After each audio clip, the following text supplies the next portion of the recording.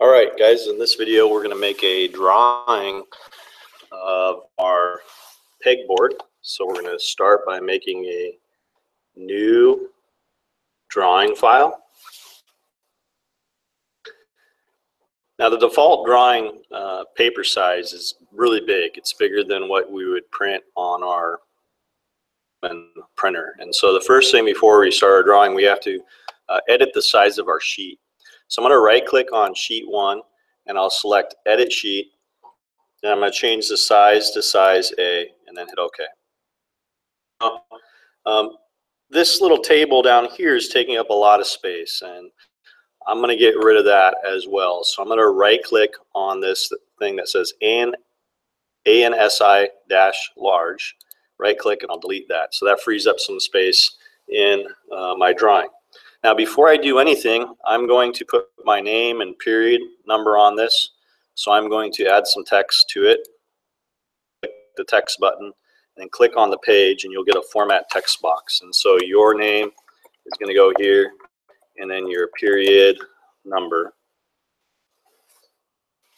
And just for simplicity's sake, I recommend you put it in the top left. All right.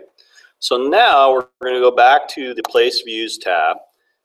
And we're going to place the view of our pegboard. And by default, it's already selected.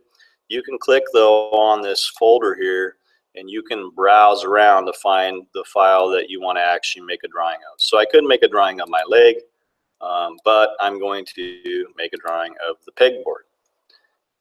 And I'll hit open. Now, by default here, is this on its side. And I think the best front view. And so I'm going to rotate around here until I get a good view of what I'd like to be my front view for this. And I think that's the view that I like to be my front view. You can play around with scale now or later. I'm just going to leave it at 1.5 for now. And if I want to make it bigger, I can. So I'm going to hit OK. I'm going to move this front view into the bottom left corner, just like we're doing a multi-view drawing. Next, I project the drawing. So I'm going to project the sides. So I'm going to click on the project button, and then when I move over to the page, it projects a top view here of this piece. So I'll click to put the top view there. It projects a side view, so I'll click to do a side view. And if I go up in the top right corner, it makes an isometric view. So I'll click there to place isometric. Now this is a part where a lot of people get confused. They're done, but it doesn't look like what they want it to look like. So what you actually have to do is you have to right click on the mouse and then select create. And it will make those views for you. Before I do any annotations or dimensioning, next thing I'm going to do is I'm just going to double click on this isometric. And I always like these to look so that they're shaded. So I get some shade and color to it if I have colorized that piece. For here, these views here, I'm going to double click on these too. I always like to be able to show any hidden lines. Okay. So then you see when I click on that button on the left there, I'll do that one more time. Double click here. I'm going to click the hidden line button. And OK, and then I get the hidden lines.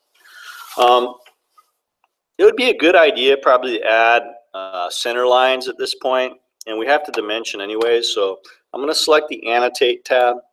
And then I'm going to pick, I believe this is the button here, center line. So I'm going to place the center line between here and, oh no, that's not where that goes. Let's try that again. Center line.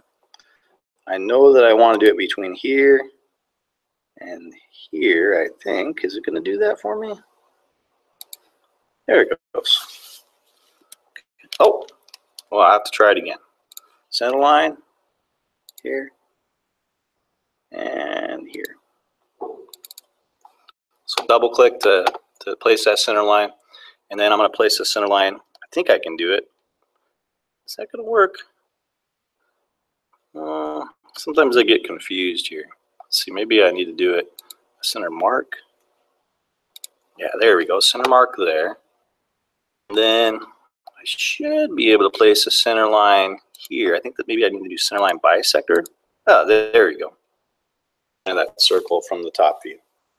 Okay, so I got my center lines in. Now it's just a matter of dimensioning. And I might adjust my scale at this point just to make it a little bit bigger and make it easier for me to dimension. So I'm going to try, instead of 1/2 scale, maybe 3/4 scale. Fast. But that seems like a better scale to dimension on. It gives me some room to work with my dimensions. And so now I'm just going to dimension it without trying to over dimension it. So I'm going to do the width dimension here, and I'm going to add that this is inches. So I'll do the double apostrophe or the quotation mark. Do the overall depth here. Okay. Height. Okay. Now I need to dimension some of these finer details. So I'm going to start by just dimensioning the position of the circle point from the edge. So that will be 1.25 inches. And I'll dimension from here to here, 1.5 inches. We need to know this dimension for sure. So that is 1 inch.